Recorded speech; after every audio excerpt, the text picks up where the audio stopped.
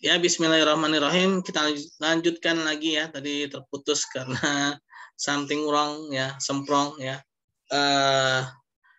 Yaitu mengenai hukum Islam tadi ya. Mana tadi? Oh, ini ya.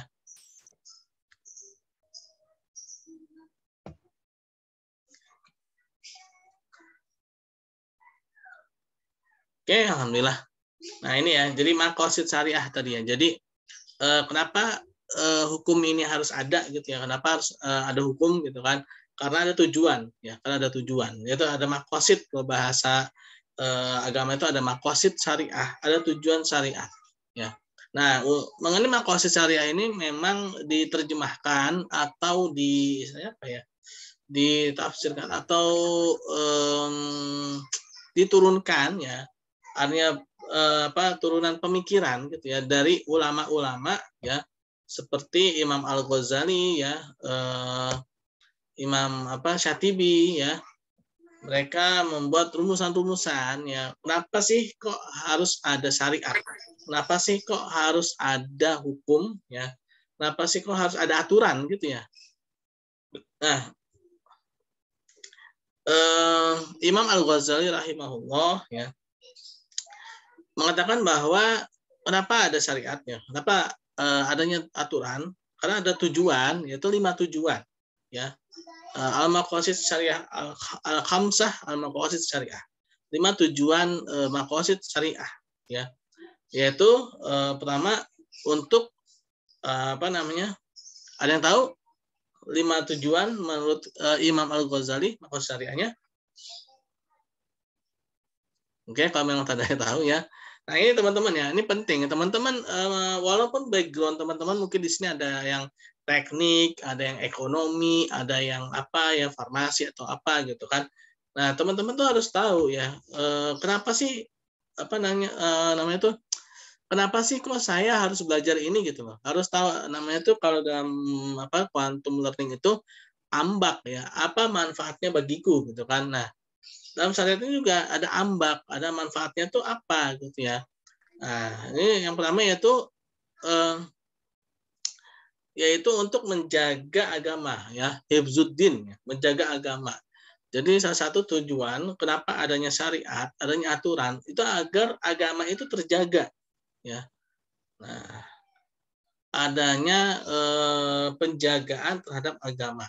Itu yang pertama. Yang kedua adalah menjaga akal manusia. Kenapa sih kok kita tidak boleh meminum minuman memabukkan ya? Kenapa sih kok nggak boleh apalagi kalau sekarang mungkin narkoba ya? Kenapa sih kok tidak boleh mengkonsumsi obat-obatan yang terlarang? Nah, itu kan kenapa? Karena untuk menjaga akal manusia itu agar tetap sehat gitu ya. Agar manusia itu menjadi manusia yang kuat secara fisik, jasmani ya, rohani, pemikiran ya, itu kuat ya. Sehingga kalau mau dibodoh-bodohi ya, itu nggak bisa gitu loh, nggak bisa. Nah, itu ya, kenapa sih kita tuh nggak boleh misalkan kalau sekarang ya mohon maaf ya yang suka main game online ya. Nah, kenapa sih gitu? Walaupun ada sih manfaatnya game online itu, main game itu ada manfaatnya juga gitu. Pasti segala sesuatu itu pasti ada manfaat, ada mudorotnya ya. Tapi dilihat seberapa persen besar mudorot dan manfaatnya itu ya. Nah, jadi ya kalau lihatnya dari mana ya, dari tugas dan kewajiban manusia yang utama ya. Nah, itu ya ini bisa merusak akal ya. Main game online itu lama-lama itu bisa merusak akal dan bahkan bisa menimbulkan tindak kejahatan juga, karena ada kejadian ya di belah negara lain sih, ya mudah-mudahan bukan di Indonesia ya. Itu ada seorang anak yang membunuh keluarganya, yaitu ayah dan ibunya ya, karena game ya, karena game. Dan dia ketika didatangi oleh pihak yang berwajib yaitu polisi ya, itu dia dengan santainya ketika ditanya gitu kan, dia dengan santainya menjawab, tunggu ya, saya game saya belum selesai. Bayangkan teman-teman ya, itu dalam pikirannya itu sudah isinya itu sudah nggak tahu isinya itu apa gitu kan. Dia bahkan tega membunuh kedua orang tuanya ya, hanya karena untuk main game ya. Nah, itu bahaya. Nah, itu ya, merusak akal, ya, merusak akal. Nah, lalu merusak apalagi jiwa ya, menjaga jiwa manusia. Nah, dalam makosid syariah yang ketiga itu adalah menjaga jiwa, pertama menjaga agama, menjaga akal, menjaga jiwa yang ketiga. Yaitu agar jiwa fisik kita ini ya, fisik kita, raga kita ini tidak rusak gitu ya. Kenapa ada aturan agar jiwa kita ini terjaga? Kenapa tidak boleh mengkonsumsi B4B1 ya atau B4B21 B4B1 ya? Tahu B4B1 bukan B12 ya, itu sabun colek ya, B12. Nah, bukan juga sabun ya. B4B1 tahu ya? Halo? Siapa nih yang online? Si Azhar, mana Azhar? Ya, tahu ya. Tahu B4B1? Ya. Nah, kenapa sih kita tidak boleh mengkonsumsi B4B1? Kenapa sih kita nggak boleh mengkonsumsi B1 ya? Nah, nanti ada kode-kodenya. Kalau B2 itu apa? B1 itu apa ya? Ya. Nah, kenapa sih kalau nggak boleh mengkonsumsi itu? Ya karena itu merusak jiwa, raga, ya raga kita rusak, ya raga kita tuh rusak. Fisik manusia itu bisa rusak karena mengkonsumsi itu, baik secara psikis maupun secara fisik, ya, secara pemikiran maupun secara raga itu tuh rusak, ya. Kenapa sih kok tidak boleh gitu kan? Nah, itu juga yang membedakan, ya, membedakan antara manusia dengan hewan. Ya, mungkin kalau hewan ya silahkan aja mau makan apa aja saja, silahkan ya. Dan hewan pun juga ternyata beda-beda ya teman-teman ya.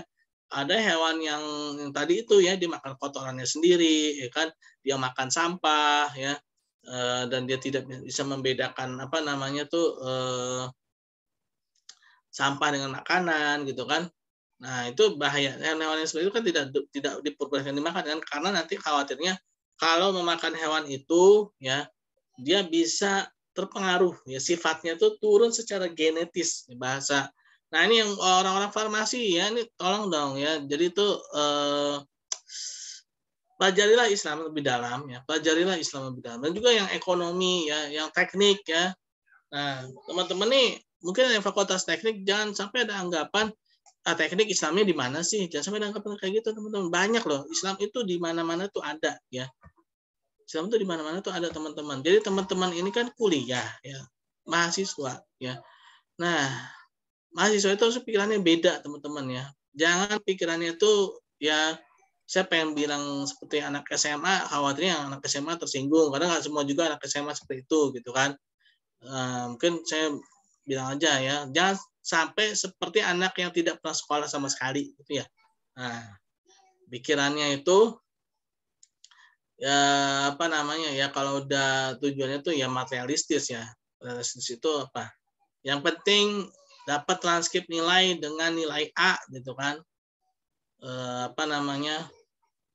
Tanpa mempertimbangkan apakah ngerti atau enggak ngerti. Nah, itu bahaya ya. Gini teman-teman ya, apalagi zaman sekarang ya. Zaman sekarang itu udah ada namanya YouTube ya. Teman-teman mau tahu apa tentang apa, tinggal buka aja YouTube-nya ya.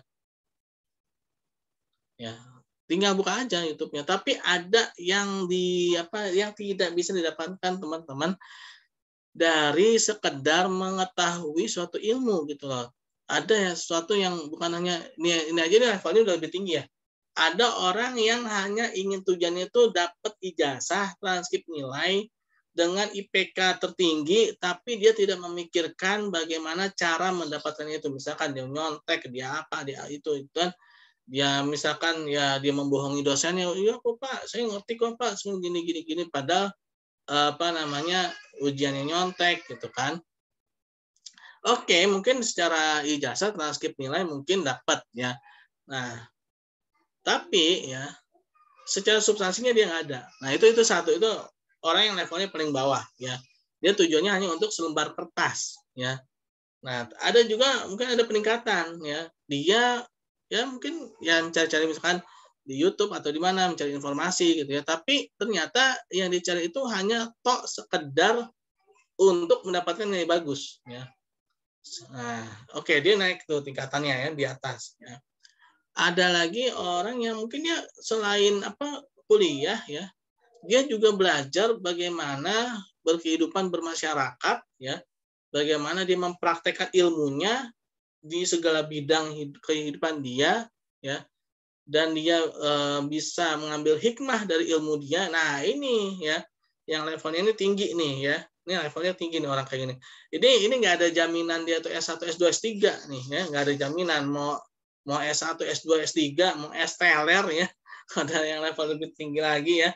Tapi kalau pemikirannya itu apa ya? Kalau dibilang itu hanya memikirkan dirinya sendiri, tidak memikirkan orang lain ya, percuma ya mau sampai S apa, S doger gitu kan, nggak bakalan apa ya, kalau dibilang tuh ya nggak akan ada hikmahnya orang itu, nggak ada hikmah ya, nggak ada apa sih, manfaatnya gitu ya. Manfaatnya ada mungkin dikit gitu kan. Dan dia tidak bisa mengukur orang lain tuh, selalu mengukur orang lain itu dengan dirinya gitu kan. Nah, selalu mengukur orang itu dengan dirinya. Nah, ini salah satu tujuan dari hukum ini kan agar kita tuh bisa hidup bersamaan gitu kan. Kenapa kita ini ada hukum? Agar kita ini hidup ini bersamaan ya teman-teman ya, bisa beriringan, bisa saling mengerti, saling memahami. Nah, apalagi kan teman-teman kan nanti kan lulus dari Universitas Pancasila ini kan membuat penelitian ya. Nah, dalam penelitian itu kan membuat apa tuh, analisa-analisa ya, analisa objek, kan dalam analisa objek itu kan harus objek yang seimbang ya. Nah, dari situ sebenarnya tuh bisa loh teman-teman tuh dapatkan banyak hikmah ya. Kenapa sih apa namanya, objeknya itu harus imbang, harus apple to apple. Nah, ini dalam kehidupan kita harus pakai itu teman-teman ya. Dalam mengukur segala sesuatu itu harus imbang ya. Harus imbang, harus sesuatu yang sederajat. Jangan sampai kita membandingkan dua hal yang berbeda dianggap sama. Nah, ini bahaya ya. Makanya dalam hukum Islam ya, dalam hukum itu kan Umar bin Khattab radhiyallahu anhu ya, Umar bin Khattab radhiyallahu anhu itu pernah membatalkan hukum hak mendapatkan zakat terhadap mualaf ya di zaman Umar bin Khattab radhiyallahu anhu. Kenapa? Karena ternyata ya di zaman Umar bin Khattab radhiyallahu anhu mualafnya itu kaya-kaya ya, orang-orang kaya. Nah, sedangkan di awal di zaman Nabi Muhammad SAW, mu'alafnya itu rata-rata memang orang-orang yang tertindas. Dan secara perekonomian, mereka memang orang-orang yang tidak mampu. Nah, di zaman Umar bin Khattab, radhiyallahu anhu, mu'alaf ini ternyata orang-orang yang kaya. Nah, kenapa sih kok mereka itu masuk dalam asnaf? Kenapa sih mereka itu kok menjadi orang-orang yang berhak untuk menerima zakat? Karena ada tujuannya, bukan serta-merta untuk dapat doang gitu loh. Ya, ada tujuannya. Nah, tujuannya itu apa? Agar mereka dalam apa istilahnya, perekonomian mereka itu terjaga gitu. Nah, tujuannya itu ya. Jadi kenapa mualaf itu mendapatkan dana zakat agar perekonomian mereka itu terjaga, agar mereka itu tidak lagi ketarik dalam masalah ekonomi gitu loh, ya. Nah, ternyata di zamannya Umar bin Khattab radhiyallahu anhu, mereka ini orang-orang yang udah terjaga ekonominya, ya. Mereka itu secara perekonomian mereka tuh orang-orang yang mampu gitu loh. Nah, sedangkan tujuannya kan udah istilahnya tujuannya kan nggak tercapai gitu, ada orang-orang udah mampu gitu. Mereka tuh orang-orang yang mampu, bahkan mereka tuh orang-orang yang kaya gitu kan. Nah, tujuannya berarti sudah tidak tercapai. Oleh karena itu Umar itu pernah mengatakan ya, hukum itu bisa batal ya, tapi dalam bidang muamalah ya, hukum itu bisa batal ketika tidak mencapai tujuan. Nah, hukum itu bisa batal ketika tidak mencapai tujuannya. Nah ini tujuannya ini 5 ini ya, yaitu menjaga agama, ya, menjaga akal, menjaga jiwa. Lalu yang keempat adalah menjaga keturunan, ya. Lalu yang kelima itu adalah menjaga harta, ya, menjaga harta manusia. Nah ini maqasid syariah menurut Imam Al-Ghazali rahimahullah, ya, yaitu 5 aspek ini, ya, yaitu menjaga agama, menjaga akal, menjaga jiwa, menjaga keturunan, menjaga harta, ya. Nah, 5 aspek hukum. Nah, sedangkan menurut Imam Syatibi rahimahullah, hukum itu ada 3 ya maqasidnya, yaitu daruriyat, ya, lalu hajiyat dan tahsiniyat, ya. Ada nggak nih di bawahnya? Oke. Oh, ini tentang muamalah ya. Oke, saya sedikit lanjutkan ya. Darurat itu adalah sesuatu yang sifatnya itu darurat. Ya, darurat itu udah apa ya, mepet banget lah ya.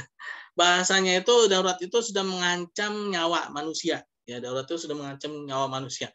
Kalau nggak dilakukan bakalan mati. Ya. Walaupun umur di tangan Allah, benar ya. Umurnya memang di tangan Allah, tapi ikhtiar itu harus ada. Bahkan ikhtiar itu merupakan salah satu penyebab takdir juga gitu kan. Oleh karena itu kan Umar bin Khattab radhiyallahu anhu itu pernah memutuskan untuk apa tuh kisahnya ketika beliau ingin mengunjungi Damaskus ya. Tiba-tiba saja di Damaskus atau di Syam itu sedang terjangkit penyakit ya.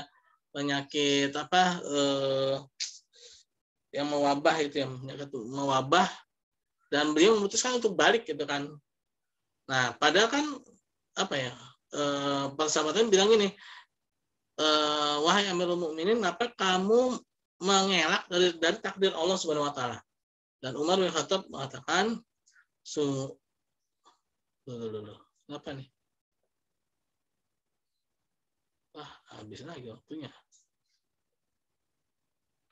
Halo? Teman-teman masih dengar saya?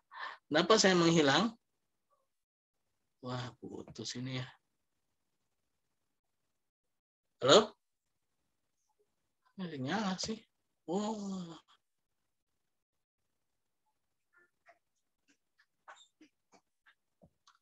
Halo, halo.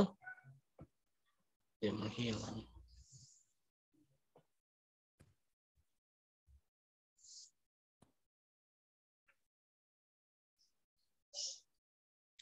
Sampai di loading lagi dia.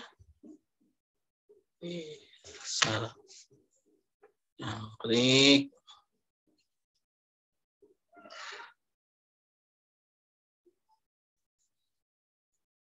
Putus 2 kali.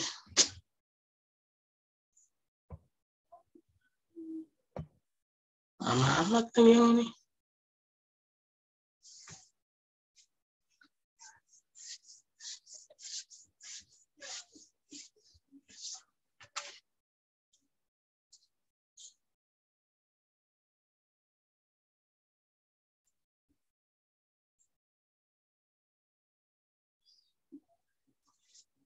Nah, mana sih? Kok mana join? Kan gue ininya, cuy.